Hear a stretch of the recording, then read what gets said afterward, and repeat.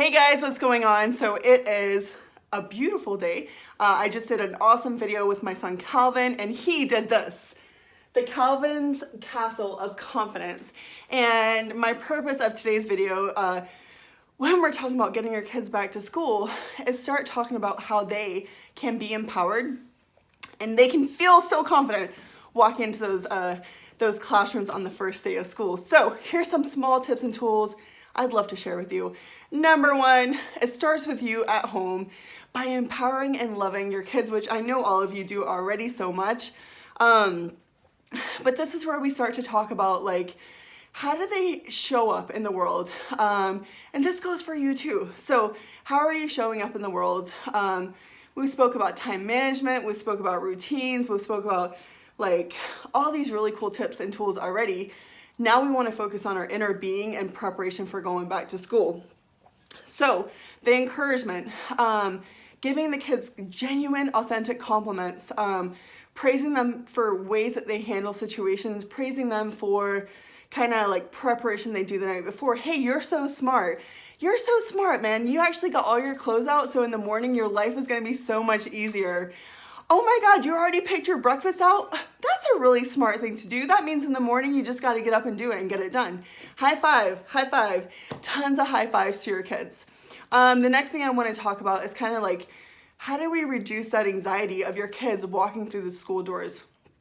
That's when we can tap into like the external world of like, hey, I know that so many other kids are feeling this way. So what would it look like if instead of you worrying about yourself, you actually became a service to other people? So all the boys and girls that are really struggling for today, what would it look like in your life if you actually help them?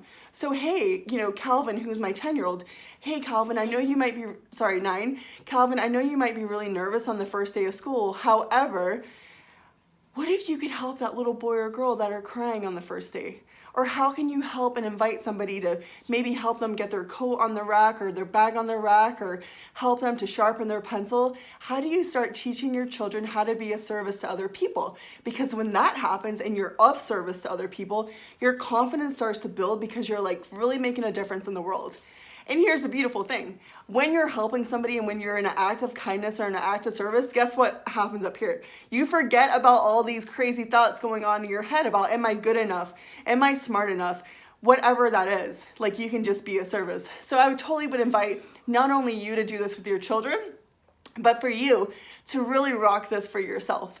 And overall, like that whole confidence building thing, like, so, for us to feel and act confident, like little tiny things, like making sure our teeth are brushed, not only so we have healthy teeth, but because it helps with our appearance. We want to feel good. We want to feel fresh.